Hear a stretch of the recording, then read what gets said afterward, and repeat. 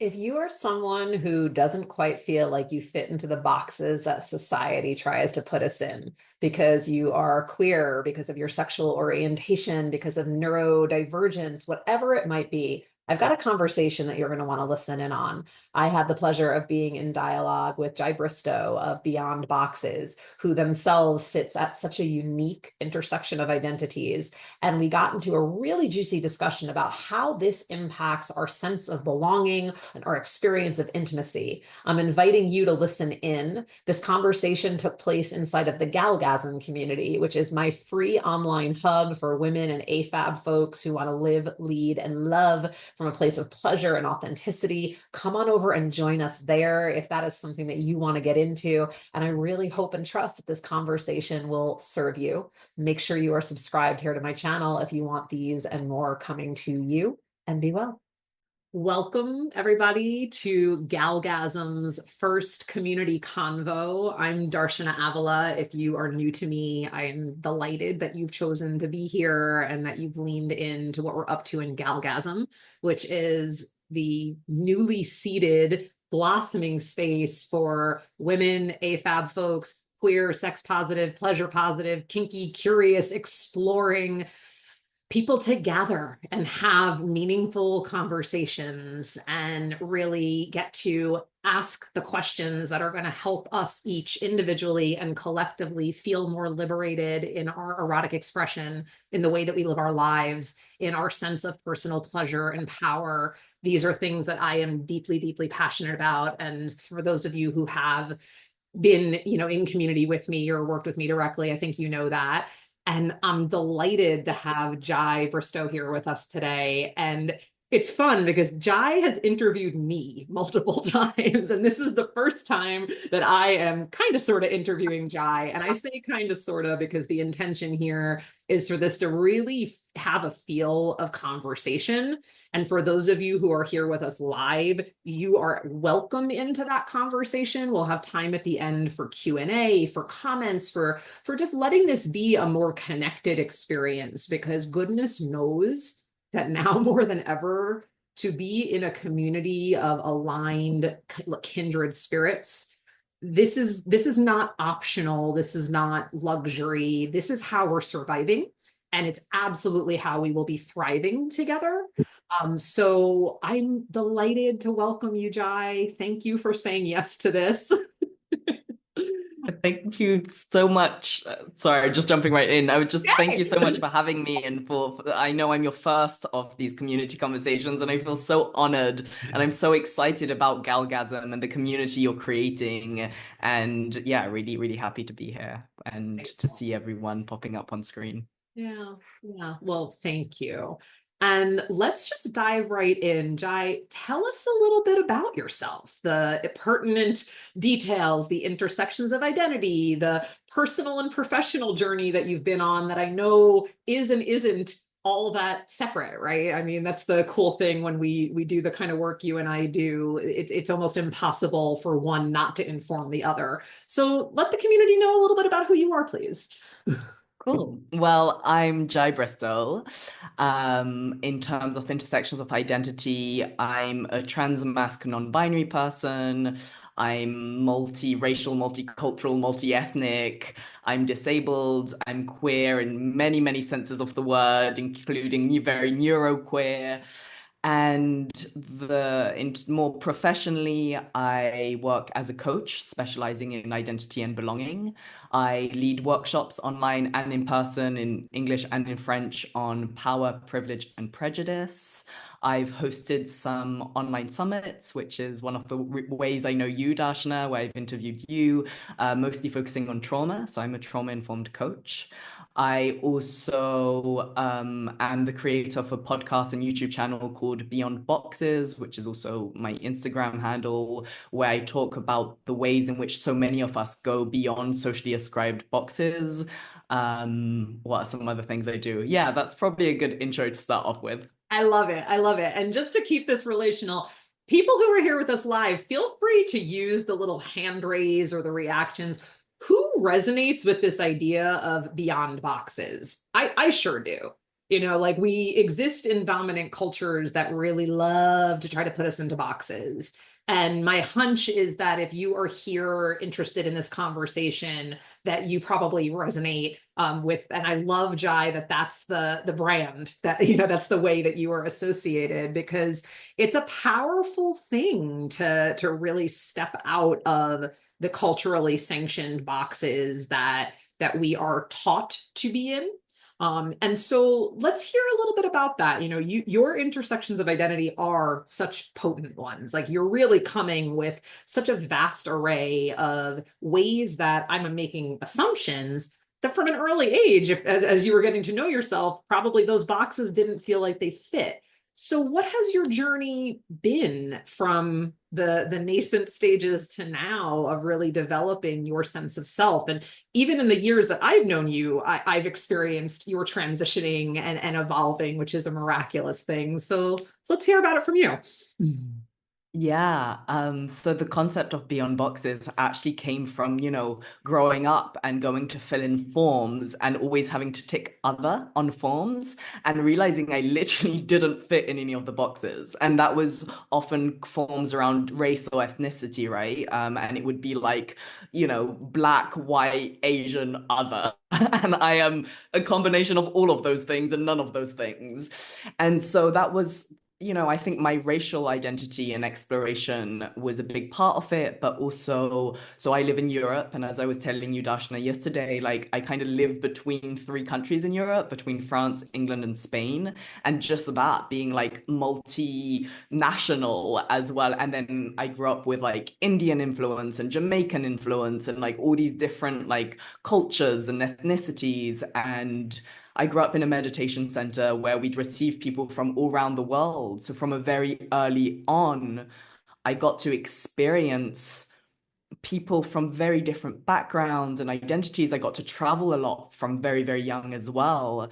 And I realized that, the messaging I was being taught about how the world is and my direct lived experience of the world was already at odds from the very beginning. And then going on my queer journey and self-discovery, first around like sexual orientation and sexuality, which I distinguish because, there's being pansexual or bisexual, but then there's my kinky journey and all of that, as well as, all the work you do around erotic wholeness and pleasure positivity and sex positivity was a big part of me connecting to myself. And then my gender journey, which has really been at the forefront of my work more recently, but also like coming to terms with my disability identity, like all of it. It all led to me realizing that most of us as humans don't fit in the imposed boxes in that society, tries to squeeze us in, and that can feel really uncomfortable if we're trying to conform. And further than that, there's also those of us who really go beyond binaries in lots of ways. So like I said, in terms of race, where I would always have to tick other because I wasn't black or white, I'm not gay or straight, I'm not a man or a woman. And it was like all these, I'm not visibly disabled, but I'm not non-disabled, and like all these different things that really got me thinking about yeah, what are the conventions and expectations and constructs in society, and what role do they play? How useful are they? And what does it mean to when we don't fit in them? Yeah. Which is what we're here to really delve into, because intimacy and belonging, these two potent words that we've chosen to put at the front of this conversation. I mean, there's so many levels. I mean, I'll start by putting a little context in this, that intimacy, and I remember saying this to you, Jai, when we were speaking, like, off camera, like intimacy, I hear people constantly use that as code word for sex, which the reason why that gets my hackles up is because it's then really nullifying the many other forms of intimacy that are such integral parts of our human experience. So there's emotional intimacy, spiritual intimacy, there is the beautiful intimacy that can be experienced in entirely platonic relationships, family relationships, so many ways. And belonging too, this word and this notion, it's so dear to me. It's also been, for me personally, like it's been the grist in the mill, like the thing that it's like, oh, do I belong? Where do I fit in? And over the course of my journey, the big disbelonging often is our disconnect from place, from earth, from a sense of like actual community that functions as such. So the way that most of us are living modern day humans in westernized culture, like intimacy and belonging are actually pretty complicated and even fraught notions. With that bit of context offered, I'd love to hear with your particular lived experiences, how have you gone about creating intimacy for yourself in ways that certainly is beyond boxes, and how has your sense of belonging evolved as your journey unfolded? Well, first of all, I love the way that you're talking about intimacy as so much more than sexual, right? Because like this very conversation feels intimate. Like here's a bunch of names on the screen of people who are here. I know that I'm not just talking to you, Darshana, but like having other people here and this kind of there's something very warm and cozy about, being on Zoom with a bunch of people and seeing some faces and some photos and yeah, I think there's something about that coziness and that warmth that is a very felt sense, which can describe both those terms, intimacy and belonging. And I'm someone who grew up in very literal community, like had hippie parents and who had a meditation center. And there was a bunch of different families who all lived in this very, very rustic rural area in the French Pyrenees. And we'd take turns going to each other's houses for dinner every, once a week. And then weekends we'd be with our family. We had no running hot water or electricity and had like a communal bath, which you needed to heat with like a stove fire. It's very, very rootsy, my my You're upbringing. reality checking the things that for some of us who like have the dream of like, I'm gonna go live in a retreat center in the mountains, like you're roughing it, and sounds amazing too. Yeah. And there was a lot of freedom to that. Sure. But I think growing up, immediately I was, they say it takes a village. I really had that Yeah. in many ways. And I remember not I'm going slightly off topic and on a tangent here, but it will tie in. But I remember recently I was at a different retreat center and there was a family with a young child. And I offered to them to look after the child for one afternoon so that both parents could attend the sessions of the retreat because they'd been alternating. And I remember the mum asking me, yeah, but what do you get out of it?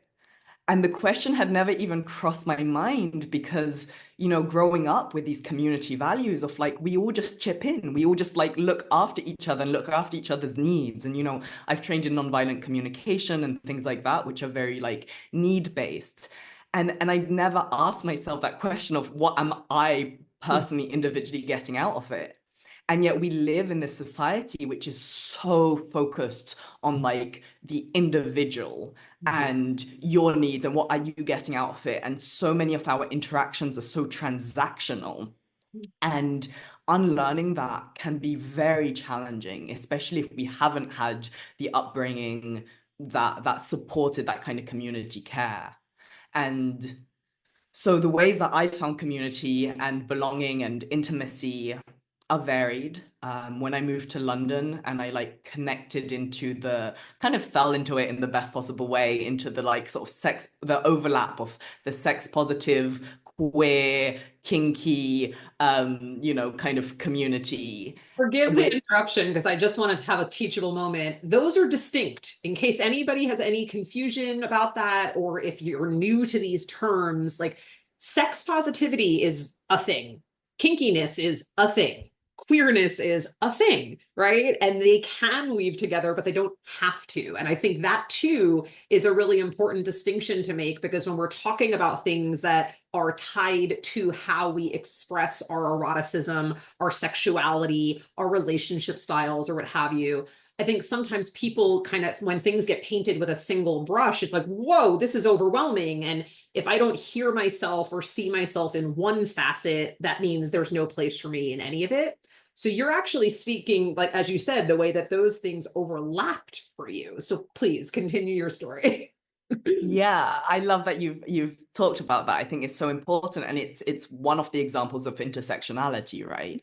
So those of us who have, who live at the intersection of multiple marginalized identities, it can actually be really difficult sometimes to find our communities because, so this example, it was an overlap of three things which were very important to me, right? Queer, kinky, sex positive, and yet it was a very predominantly white space. And I'd sometimes go to parties and like have experiences when I had big hair of people, touching my hair unconsensually, of fetishizing me, of like all these kind of things as well. And so I really appreciate that you bring in that distinction because it touches upon a lot of different elements. And the more I think intersections there are of like marginalized or alternative either identities or ways of being, and I use both because I'd say, there's some of them are identities, some of them are ways of being. Like, sex positive isn't necessarily an identity; it's more a way of being. But the more there is, the more consciousness or awareness there is that our lived experience is not the only one, and of being mindful of like the different types of oppression that people might face, or like um yeah, being inclusive and having shared values, which is a big thing. And so when I lived in London, I kind of was part of this community which lived at that intersection of like queer, sex positive, kinky. And then within that, I connect as well with some of the other Black and brown people where we also had the like racial element, which also brought us together. And it really like taught me a lot. That was one of the places where I really felt community. And I think London is a very special place in that sense, that once you find your people, you found your people. And maybe I just got lucky, but a lot of people say that. And now when I'm in Barcelona, I really feel that that community aspect is lacking. And I think there's a whole bunch of reasons for that, not least that Spain was recently under a dictatorship. And so there's a lot of like distrust of neighbors and all kinds of other issues. But the point I'm making is it can be challenging to find your people. It can be challenging to feel that sense of belonging. We often seek it externally, and when we connect with community, when we connect with like-minded souls, when we connect with people with shared values, there's something in our nervous system which relaxes and creates that like warm, glowy, fuzzy, cozy feeling that I started my answer with, and that I'm feeling right here, right now with you and with everyone present. I mean, even just hearing you evoke that through word, I felt my body like go into that softening, into that opening. And I want to invite people who are here live, if you want to use one of the reactions or a raise hand of like, are you resonating with this? Whether it's the struggle to find belonging or it's the sweetness of what happens when you do find your people. The reason we're here having these conversations is because these are incredibly human experiences, right? And we could talk about it through the lens of identity politics. And I'm not certainly negating that for those of us with more marginalized identities, this might be amplified. And yet it's a pretty human thing because we are made for and wired for relationship. We are social creatures. It's how we learn to human, right? In relationship with others.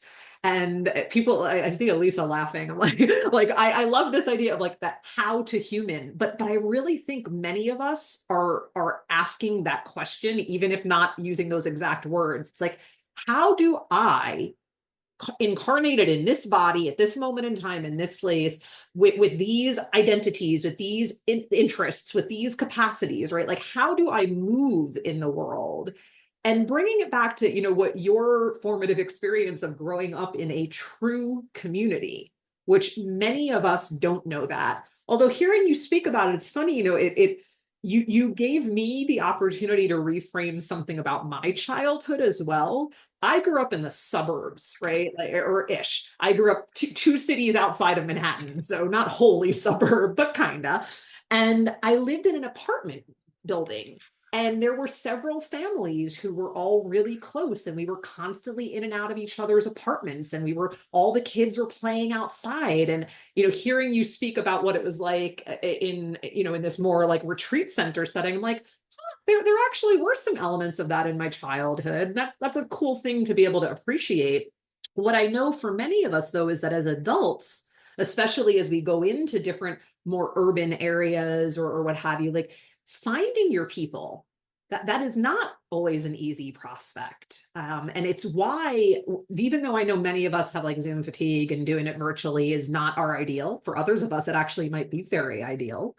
This is why we're here, right? This is why I'm here and why I care to show up and be together with all of you, because this is a way of finding our people. When I've offered group spaces before in the past, I know there are folks, some of them are on here now, who've actually formed meaningful friendships and created multi-year long relationships thanks to meeting in spaces like these. So I just want to actually take this as a moment to appreciate everybody who's here and who's leaning into Galgasm and who clearly has at least a little bit of themselves that's curious about community and hungry for it, because that's what we're here doing together. I want to bring this back to you, Jai, and to your story. Like, let's talk about the intimacy piece a little bit, and let's actually go into the connections and the experiences that you have fostered as you've explored sex positivity, kink, queerness, multi-ethnic, like invisible disability, like all these potent pieces of the beautiful puzzle that is you. Like, how has intimacy evolved for you the more you've really stepped into your sense of authenticity as you know yourself, which is not a static thing, right? Like, obviously, you've been on a journey. It's very dynamic. We are dynamic. Let's hear a little about your particular dynamism and how that's informed intimacy for you. Well, first, I wanted to start by saying how I loved what you were saying around like recentering the humanness, right? And the human experience, because I'd say that's at the core of my mission, my work is really reconnecting to one's own humanity and the humanity of other people and accepting the complexity and the multidimensionality of the human experience. And that's why I talk about going beyond boxes, right? Like boxes are not very human, and our human experiences goes far beyond that. And There's then no that's also straight lines why in nature, right? There's exactly. no straight lines in nature. The boxes don't exist. Absolutely. And same, I'm sure we'll talk about it later, but I've got this upcoming course that starts next week, Power, Privilege, and Prejudice, Building Bridges in a Divided World. And again, that like, for me, that building bridges is such an important part because it's recentering the humanity. And that's also what I would describe my experiences of intimacy is actually as I become more intimate with myself, it's reconnecting to my own humanness, that goes beyond, that includes my social identities and my experiences based on the identities that are put on me, as well as the ones that I connect with. But that also goes beyond all of that. And kind of it's a very expansive feeling where I can like there's space to hold it all. And intimacy can sometimes, earlier I talked about the sort of warm, cozy feeling, which is one element, but intimacy can also be a broadening and an expansive feeling and the ability to hold multiple threads of experience, to have multiple loves in one's life, to have multiple complex experiences of gender. And for me personally, a big part of my journey at the moment is like as I move from a very fearful, avoidant attachment style into a much more secure attachment style. And one of my loves, who I was on the phone to the other day, asked me if I thought that was connected to my gender. And it was fascinating because it wasn't something I'd considered or thought of myself. But then when asked to reflect on it, it's like, of course, it's all tied in, right? Because the more I feel comfortable in who I am and radiate this kind of confidence and comfort and like, this is who I am, the more secure I feel in myself, but also the more I attract people who are drawn to someone who is very confident in who they am, as opposed to who is drawn specifically to my gender or to my race or to my, social identities. So again, like all of these conversations, it's complex, it's multi-layered. I could look at it from so many different angles. Like every one of your questions, I could answer from, a bunch of different angles. But yeah, I'm surprising myself with with the answers that are coming up. And I always like to surprise myself because that's when I know it's like rich and organic. And I think that that's also very real and authentic and intimate in some ways. Yeah. Okay. We're on to something here. If you're surprising yourself, if there's delight, like we're doing it well. And I love, the let's bring in this very, very well-known quote that we contain multitudes, and we do. Like also what I heard you speaking to, and it's something that I am a massive proponent of, is self-intimacy. So the extent to which we know ourselves, and this is inclusive of the totality, right? So I often teach and guide, like in the Galgasm community, one of the first things you receive is a rather in-depth guide and guided meditations and whatnot about actually getting in touch with your body and exploring solo sex, not using intimacy as a code word for, like for sex here. Sex is sex. Intimacy is that, and it's knowing what you like and what you don't, and when you need solitude and when you want connection. It's knowing boundaries, it's knowing desires, it's really knowing how to advocate for yourself. It's doing the work of earning secure attachment, whatever your formative imprints have left you with, right? So the journey of self-intimacy is really one and the same with the journey of erotic wholeness, as I hold that. And let's I'd love to hear you talk a little bit more about this concept of self-intimacy, because I know that it's something you're passionate about, obviously, as well, and it's been integral. How, if we can delve a little deeper, you talked about your confidence growing, and the way that moving in the world as a more confident person, whatever your identities are, that's its own magnetic force. How do self-intimacy and self-confidence dance together in your experience? So I accepted my trans identity fully about 2 years ago. And I use that language carefully because, I've been aware for a long time that I wasn't a cisgendered woman, but like it was definitely a journey just accepting it for myself in order to then share it with other people. And for a long period and until quite recently, I didn't have many sexual relationships or romantic relationships with other people. Mhm. And I spent some time describing myself as in a monogamous relationship with myself. And that was a useful language for me to use in that moment as someone who has historically been, polyamorous and used terms like solo poly or, kitchen table poly or any other kind, or just, honest and ethical non-monogamy in lots of different ways. Being in a monogamous relationship with myself forced me to really learn to put my needs at the forefront, to connect to what it was I actually wanted, to go to have date nights for myself, to make time for myself, to cook nice meals for myself, and to do all the things that I'd been conditioned to do for other people for myself. And through doing that, it's actually allowed me to then open up my relationship with myself to include, other people. And now, of course, we don't exist statically. And even though I wasn't having like traditional sexual and or romantic relationships with other people, we're constantly relating. I was constantly in relationship with other people.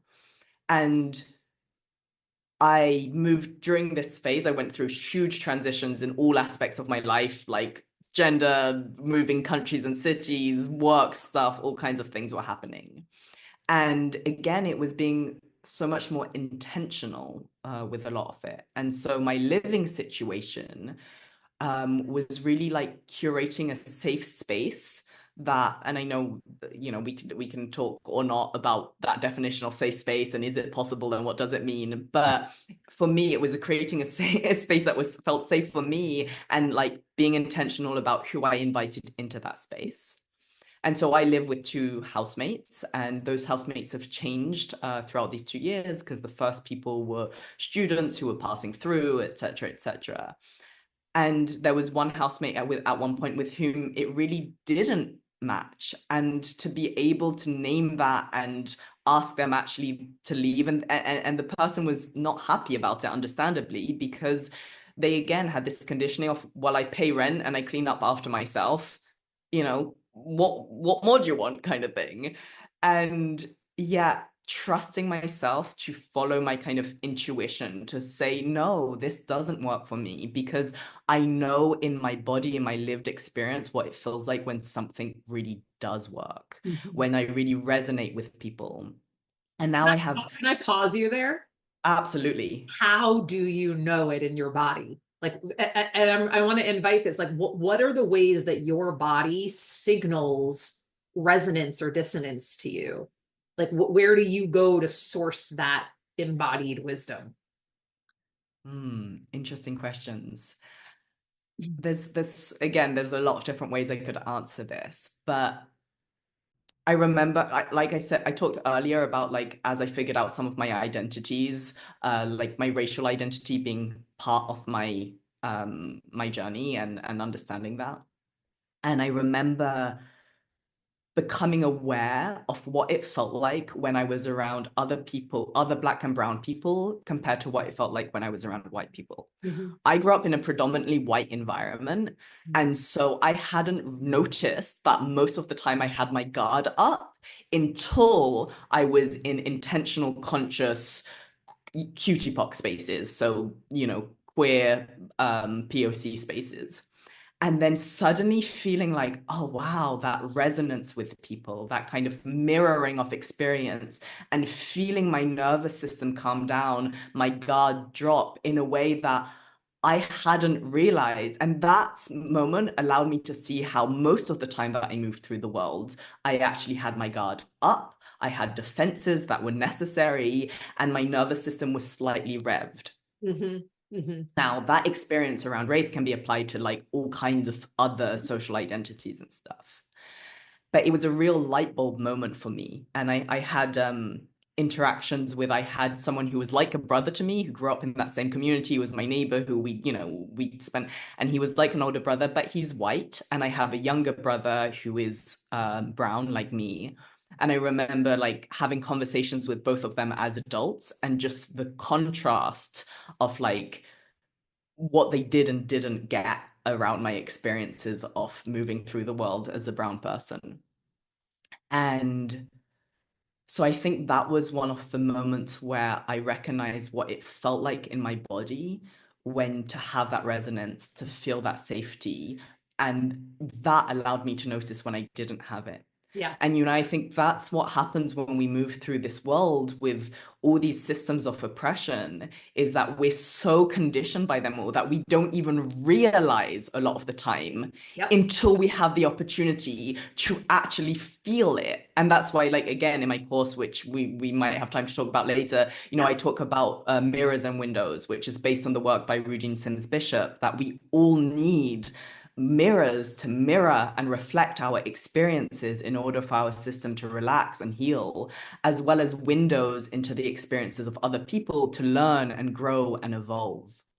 Mm, love So that. yeah, and it's not always about having the same identities. I had a beautiful experience at the weekend where I was hanging out with this straight cis white boy who was very 101 on all these topics. And he came with me and a group of friends to a queer space, which, he was our plus one, so we were responsible for him. And I was asking him, what's it like for you being in a queer space? How does it compare and change to your more regular environments and stuff? And at first he was naming a couple of things and asking me questions very tentatively. And then when he realized that I was very relaxed and open and very happy to answer his questions, he relaxed as well and started asking me more. And I was really happy to answer his questions because I could tell that it came from a place of like respectfulness and curiosity, as opposed to a defensiveness, a dismissive, like inquisition place. Mhm. And it was such a warm, beautiful experience for both of us. It was a very healing experience, I think, for both of us, because, it showed that even across social identities, even with people who, if we on paper don't make sense for us to be friends, that actually, again, there was that very human experience that there was. And then other times, like with this previous housemate that I mentioned, it felt off. It felt like I couldn't relax in my own home. I didn't feel safe and comfortable. The comments she'd make around me would be like micro trauma responses, essentially, which again I now understand through being trauma informed, but not everyone has the opportunity to learn about that and have that lens and framework. Oh my gosh. So many beautiful little points and nuggets that you made in there. I'm gonna like highlight and emphasize something I know to be true in my own lived experience, and I see it constantly with my clients. What you mentioned about we move through the world armored and with our nervous systems in that more hyper vigilant, ready to defend, deflect, whatever we need to do mode as the default for the vast majority of us. So we don't always even recognize when we don't feel safe or when we don't feel resonant because we're so accustomed to that as the baseline. And it is an absolutely transformative experience when you find yourself in the circumstances that are safer. That's the way, this idea of safe space. I agree with you. It's a complex one. So I like to talk about safer space, right? It's on the approach. And this is something I teach my students and clients about, and it sounds like you've had your own experiences with this, that part of that is an inside job, right? Part of that is about getting to know our nervous systems, our spirit, our being, and how we can support ourselves. And I think that it then empowers us to be far more intentional about the choices that we make. And as you're sharing that anecdote over your weekend, like, and then when we can find ourselves in the company of someone who on the surface or on paper might not look like the ideal like match for resonance, but when we're good in ourselves and there's mutual curiosity and undefendedness, that's when the connection and the intimacy can blossom even in the most unexpected places, which is such a beautiful thing, in my opinion.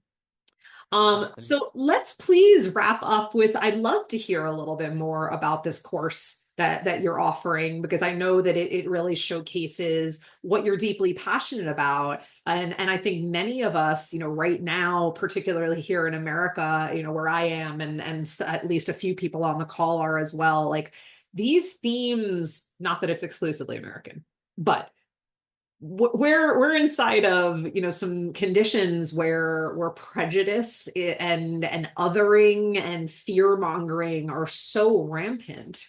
So what is, like it seems to me like this offering is a bit of an answer back to okay, here's how we can actually learn in a good way about these topics and these themes that can be incredibly challenging right now. Share a little bit about what you got going on there, please, Jai.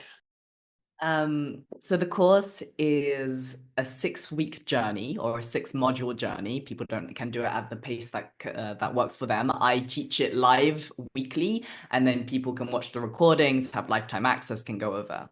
And it's a journey of first really becoming aware of like not just that there are systems of oppression, which for some people, it's a course that's designed to help support people at all wherever they are at on their own unique journey. So I offer tools and guidance, and then it's an invitation for people to do the work themselves, right? So the first stage is really becoming aware not just of the systems of oppression, but the impacts of them on our daily lives within our communities and relationships, as well as, the psychological impact, the ways that we keep ourselves hooked in unhealthy cycles and patterns that reinforce these systems. And then, so that's the first part of the journey. And then we find liberation from these systems. So I think of it a bit as a pyramid. So we start at the front, the like basic systemic element. Then we look around us at our immediate communities and relationships. Then we do the sort of inner work of awareness. And then once we're aware, we start with the inner work of liberation, looking at inner critic, looking and always with the systemic lens. Then we look at our communities and, how to use our identities and the power and privilege that we do have or that we don't have to create positive change in the world. And then we go back to a more systemic effect and what I call the positive ripple effect of how we can truly embody these values and constantly create change without having to necessarily, although it is one option, take the mic and stand on a big stage and shake everyone around us. There's a lot of ways that we can create change in the world and that we can shift from feeling powerless, shame, anger, frustration into curiosity, openness, empowered to actually create change. So that's the journey. It's based on my own life experiences and the journey I've gone through the last few years. It's based on all the incredible tools I've learned through all the trauma work I've done and conferences I've hosted, alongside all the nonviolent communication I've done, mindfulness and inquiry practices, and a lot more. Beautiful. Thank you. Thank you for putting that offering into the world. And there's just so much resonance, which I notice as like that open chest, open belly. Like that's my body's tell of like, oh yeah. And the resonance particularly is, in my body of work, erotic wholeness, I speak about it as individual liberation in service to collective liberation. I love that you got this pyramid where yes, it's like this notion that none of us is free until all of us are free. Certainly, like that is a beautiful guide, compass, if you will, to be following. And I also love that you mentioned that the way we embody and express our activism looks differently for different people. And I want anyone listening to this to make no mistake that the work of erotic wholeness, that the work that Jai facilitates, that the journeys that we are all on of more authentic, intentional, intimate connection with ourselves, tuning into our bodies, that is radical activism. Like that is an incredibly essential form of activism, because the way that we become malleable, pliable, like cogs in the wheel of the powers that be is by being disconnected from our bodies and just following the marching orders. So anything that is bringing us into a more embodied state, that's inviting the kind of introspection that you're speaking of, that's talking about how we exist, how do we exist within these systems of oppression? They're here. How do we do something different? Like all of that is part and parcel to our activism. It can take many forms. So thank you for sharing that. And we'll make sure that folks have the link to get more details